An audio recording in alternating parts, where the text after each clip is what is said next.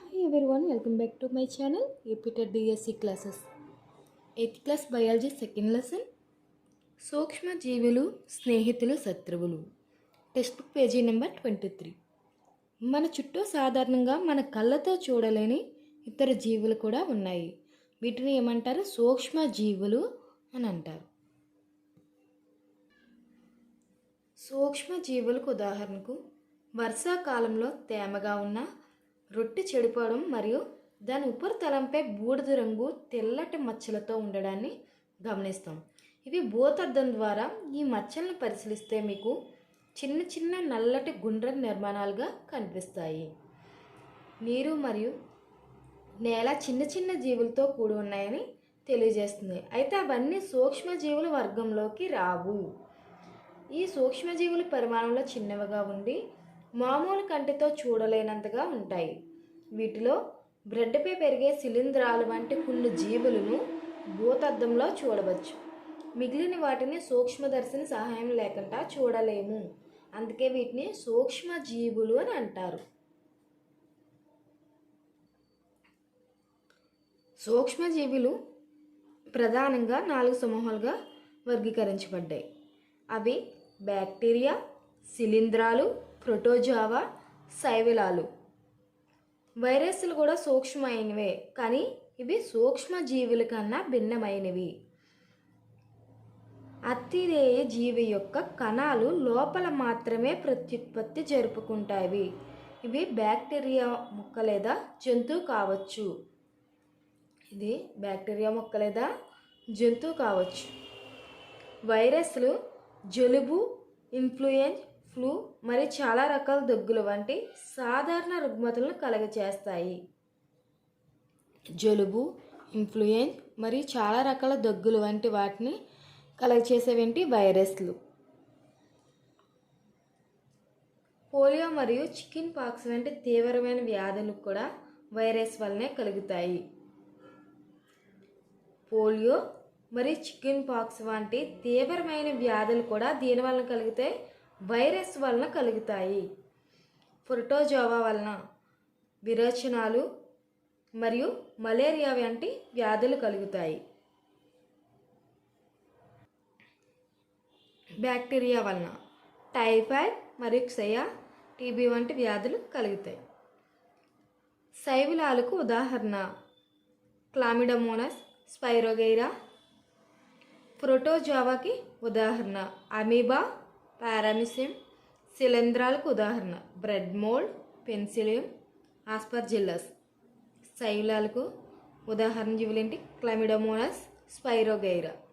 ప్రోటోజోవాకి ఉదాహరణ అమీబా, పారామిసియం. శిలీంధ్రాలకు ఉదాహరణ bread mould, Penicillium, Aspergillus. Text book page number 27. సూక్ష్మజీవులు బ్యాక్టీరియా, కొన్ని శైవలాలు మరియు ప్రోటోజోవాల వలె ఏకకణయుతంగా కానీ లేదా శైవలాలు మరియు శిలీంధ్రాల వంటి బహుకణయుతంగా కానీ ఉంటాయి. సూక్ష్మజీవులు ఎలా ఉంటాయి? బ్యాక్టీరియా, కొన్ని శైవలాలు మరియు ప్రోటోజోవాల వలె ఏకకణయుతంగా కానీ లేదా శైవలాలు మరియు శిలీంధ్రాలు వంటి బహుకణితంగా కానీ ఉంటాయి. చల్లని మంచు వాతావరణం నుండి వేడి నీటి బొగ్గల వరకు మరియు ఎడారి నుండి చిత్తడి భూముల వరకు అన్ని రకాల వాతావరణ పరిస్థితుల్లో ఇవి సూక్ష్మజీవులు అనేవి మనుగడ సాగించగలవు. ఇవి మానవులతో సహా ఇతర జంతువుల దేహంలో కూడా నివసిస్తాయి. మానవులతో సహా ఇతర జంతువుల దేహాల్లో కూడా నివసిస్తాయి. కొన్ని సూక్ష్మజీవులు ఇతర జీవులపై పెరుగుతాయి, మరికొన్ని స్వేచ్ఛగా ఉంటాయి. మన జీవితంలో ఇతర సూక్ష్మజీవులు ముఖ్యమైన పాత్ర పోషిస్తాయి. వాటిలో కొన్ని ప్రయోజనకరంగా, కొన్ని హానికరంగా అనేవి ఉంటాయి.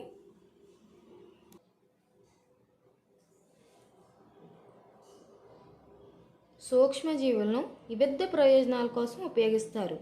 వీటిని పెరుగు, బ్రెడ్, కేకుల తయారీలో ఉపయోగిస్తారు. సూక్ష్మజీవులను పెరుగు, బ్రెడ్, కేకుల తయారీలో ఉపయోగిస్తారు. సూక్ష్మజీవులను పర్యావరణాన్ని శుభ్రం చేయడంలో కూడా ఉపయోగిస్తారు. పర్యావరణం శుభ్రం చేయడంలో కూడా సూక్ష్మజీవులను ఉపయోగిస్తారు. ఉదాహరణకు సేంద్రియ వ్యర్థాలు బ్యాక్టీరియాల వలన హానికరం కాని మరియు ఉపయోగకరమైన పదార్థాలు విచ్ఛేదనం చెందుతాయి. ఔషధాల తయారీలో ఏం ఉపయోగిస్తారు? బ్యాక్టీరియాను ఉపయోగిస్తారు. వ్యవసాయంలో నత్రజని స్థాపన కోసం నేల సారాన్ని పెంచడానికి బ్యాక్టీరియాలను ఉపయోగిస్తారు.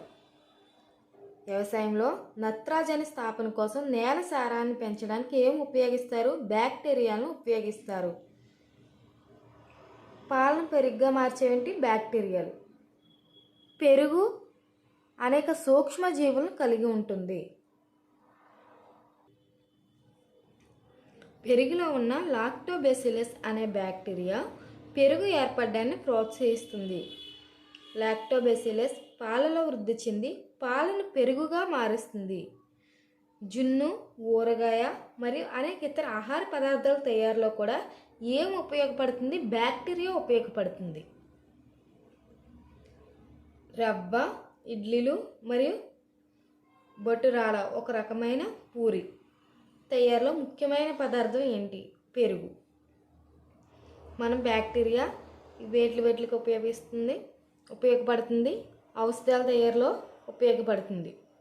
వ్యవసాయంలో నత్రజని స్థాపన కోసం నేల సారాన్ని పెంచడానికి బ్యాక్టీరియా ఉపయోగిస్తారు.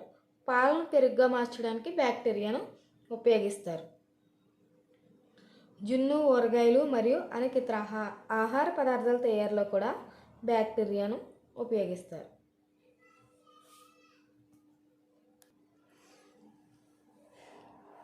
ఇడ్లీ పిండి, దోస పిండి పులియడానికి సహాయపడేవి బ్యాక్టీరియా, ఈస్ట్ కణాలు. ఈస్ట్ వేగంగా ప్రత్యుత్పత్తి జరుగు శ్వాసక్రియలో డ్యాస్ను ఉత్పత్తి చేస్తుంది.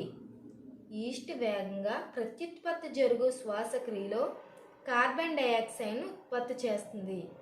కార్బన్ డయాక్సైడ్ వాయువు యొక్క బుడగలు డ్యాస్ను పెంచుతాయి. కార్బన్ డయాక్సైడ్ వాయువు యొక్క బుడగలు పిండి పరిమాణాన్ని పెంచుతాయి.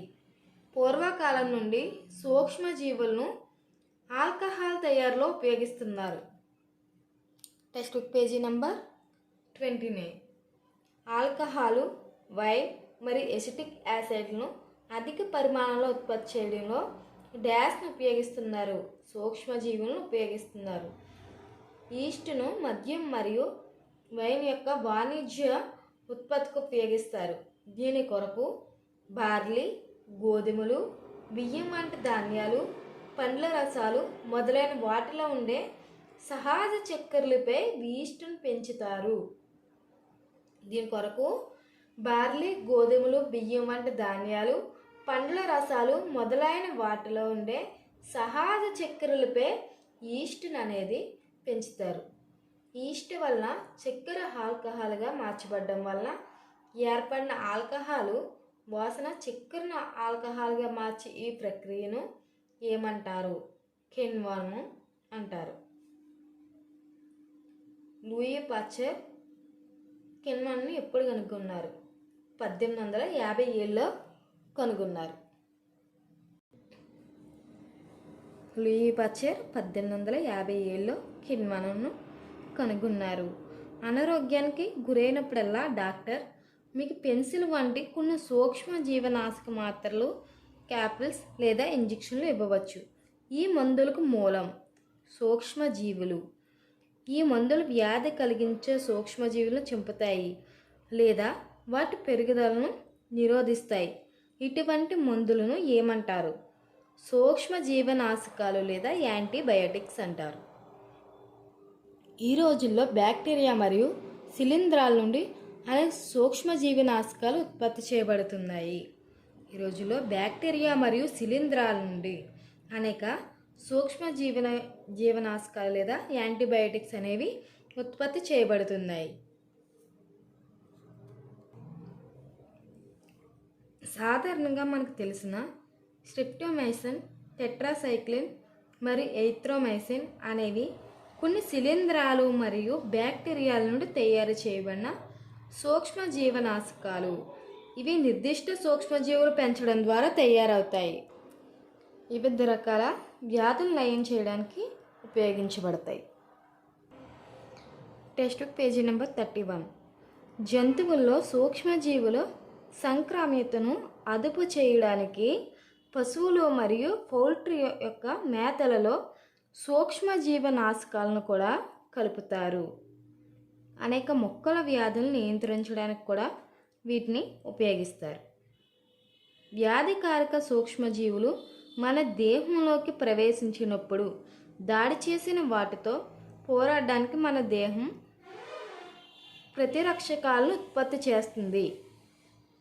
టీకాలు వేయడం ద్వారా కలరా, క్షయ, మశూచి, హెపటైటిస్తో సహా అనేక వ్యాధుల్ని నిరోధించవచ్చు. టీకాలు వేయడం ద్వారా కలరా, క్షయ, మశూచి, హెపటైటిస్తో సహా అనేక వ్యాధుల్ని నివారించవచ్చు.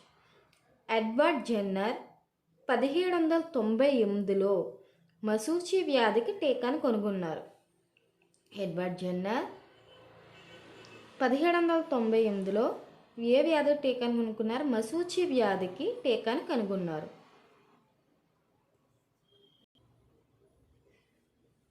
ఈ రోజుల్లో అనేక వ్యాధుల నుండి మానవులను, ఇతర జంతువులను రక్షించడానికి సూక్ష్మజీవుల నుండి పెద్ద వ్యాక్సిన్లు తయారు చేశారు. కొన్ని బ్యాక్టీరియాలు వాతావరణం నుండి నత్రజనిని గ్రహించి నేలలో స్థాపన చేయడం ద్వారా భూసారాన్ని పెంచి నేలను సారవంతం చేస్తాయి.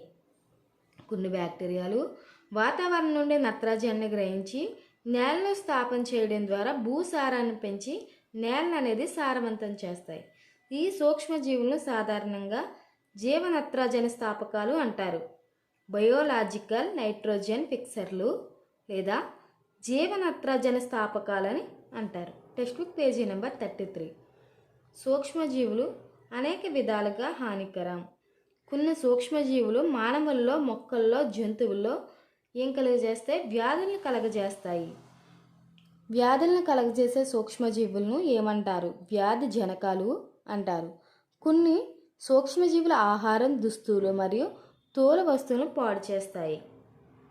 మనం పీల్చే గాలి, తాగే నీరు, తినే ఆహారం ద్వారా వ్యాధి జనకాలు మన శరీరంలోకి ప్రవేశిస్తాయి.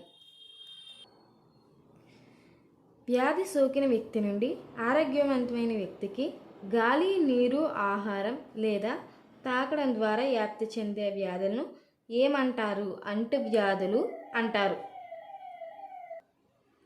అంటువ్యాధులకు ఉదాహరణ కలరా, సాధారణ జలుబు, ఆటలమ్మ, క్షయ వంటివి. అంటువ్యాధులకు ఉదాహరణ ఏంటి? కలరా, సాధారణ జలుబు, ఆటలమ్మ, క్షయ వంటివి. ఆటలమ్మను ఏమంటారు? Chicken pox. సాధారణ జలుబుతో బాధపడుతున్న వ్యక్తి తుమ్మినప్పుడు వేలాది వైరస్లు కలిగిన తేమతో కూడిన బిందువులు గాలిలోకి వ్యాప్తి చెందుతాయి. కొన్ని కీటకాలు, జంతువులు వ్యాధికారక సూక్ష్మజీవులకు వాహకాలుగా పనిచేస్తాయి. కొన్ని కీటకాలు, జంతువులు అనేవి వ్యాధికారక సూక్ష్మజీవులకు వాహకాలుగా పనిచేస్తాయి. ఏగా వ్యాధికారకాలను వ్యాప్తి చెందించే ఒక వాహకం. మలేరియా పరాన్నజీవి ప్లాస్మోడియం వ్యాప్తి చేసే ఆడెనలిస్ దోమ డెంగ్యూ వైరస్కు వాహకంగా పనిచేస్తుంది. ఆడెడిస్ దోమ డెంగ్యూ వైరస్కు వాహకంగా పనిచేస్తుంది. దోమలు నీటిలో సంతానోత్పత్తిని చేస్తాయి. కావున కూలర్లు, టైర్లు, పూల కుండీలు మొదలైన వాటిలో నీటిని నిల్వ ఉండేరాదు. పరిశ్రమను శుభ్రంగా, పొడిగా ఉంచడం ద్వారా దోమల సంతానోత్పత్తిని చేయకుండా నిరోధించవచ్చు.